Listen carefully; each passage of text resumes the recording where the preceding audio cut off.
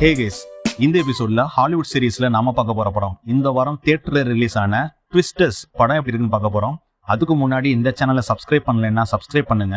அப்பதான் நான் போடுற வீடியோ உங்களுக்கு அப்டேட்டடா வரும். வாங்க வீடியோக்குள்ள போலாம்.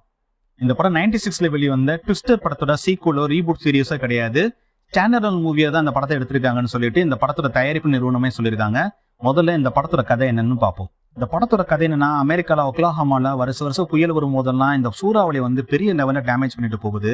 இதை காலேஜ் ப்ராஜெக்டுக்காக ரிசர்ச் பண்ணிட்டு வர கதாநாயகி கேட் கூப்பர் தன் ஃப்ரெண்ட்ஸ் கூட சேர்ந்து இந்த சூறாவளியோட தீவிரத்தன்மையை குறைக்கிறதுக்காகவும் இந்த சூறாவளியோட பாதையை ட்ராக் பண்றதுக்காகவும் ரிசர்ச் பண்ணிட்டு வராங்க. அப்படி ஒரு நாள் சூறாவளியை ரிசர்ச் பண்ணிட்டு இருக்கும் போது இவங்க சூறாவளியோட மெஷர்மெண்ட்டை தவறுதலா F5க்கு பதிலாக F1 சொல்லிட்டு ரீடிங் எடுத்துட்டு போயிடுறாங்க.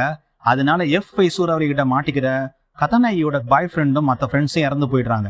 இதனால ஏற்படுற குற்ற உணர்ச்சியில நியூயார்க் போயிடுறாங்க கேட் கூப்பர். 5 வருஷம் கழிச்சு கேட் கூப்பரை அவனோட ஃப்ரெண்ட் ஜாவி மீட் பண்றாங்க. பாதியில விட்டுட்டு போன ரிசர்ச்சை கண்டினியூ பண்ணலாம்னு சொல்லிட்டு ஒக்லாஹோமாவுக்கு திரும்பி கூட்டிட்டு வராரு ஜாவி. திரும்பி வர கேட் கூப்பர் தன் ரிசர்ச்ல வெற்றி அடைஞ்சாங்களா இல்லையான்றதுதான் இந்த படத்தோட கதை.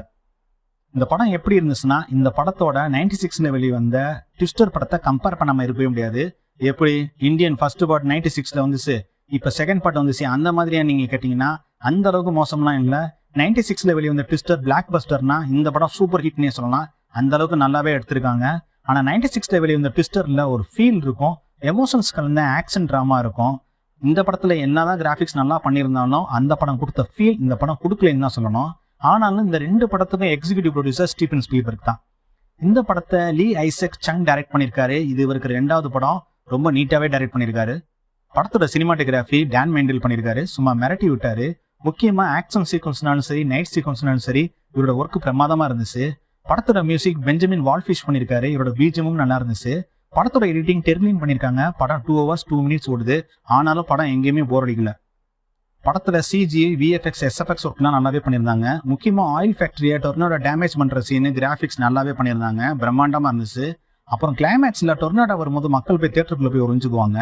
தியேட்டருக்குள்ள ஸ்கிரீன் இருக்கிற சைடு டேமேஜ் ஓப்பன் ஆயிரும். அந்த சீன்லாம் தியேட்டர்ல பார்க்கும்போது ஏதோ டைரக்டா நம்ம எக்ஸ்பீரியன்ஸ் பண்ற மாதிரி ஒரு ஃபீல் இருக்கும். அந்த அளவுக்கு பிரம்மாண்டமா பொயட்டிக்கா கிராபிக்ஸ் பண்ணியிருந்தாங்க. ஆக்டர்ஸோட பெர்ஃபார்மன்ஸ் பார்த்தோம்னா, கேட் கூப்பர் கேரக்டர்ல டெய்சி எட்கர் ஜோன்ஸ் நடிச்சிருக்காங்க.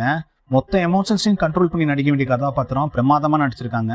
அப்புறம் டைலர் கேரக்டர்ல கிளென் பவுல் நடிச்சிருக்காரு. படம் போர் அடிக்காம போகுதுன்னா அது இவரோட கேரக்டரும் ஒரு காரணம். மனுஷன் துரு நடிச்சிருக்காரு. ஜாவி கேரக்டர்ல ஆந்தனி ரோமஸ் நடிச்சிருக்காரு.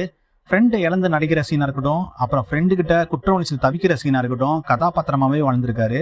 அப்புறம் பில் பாக்ஸ்டனோட பையன் ஜேம்ஸ் பாக்ஸ்டன், அதாங்க 96ல வெளிவந்த ட்விஸ்டர் படத்தோட ஹீரோ. இன்னைக்கு அவர் உயிரோட இல்ல, ஆனா அவரோட பையன் ஜேம்ஸ் பாக்ஸ்டன் இந்த படத்துல ஹோட்டல்ல கம்ப்ளைண்ட் பண்ற கஸ்டமரா ஒரு சின்ன கேமியோ ரோல்ல நடிச்சிருக்காரு.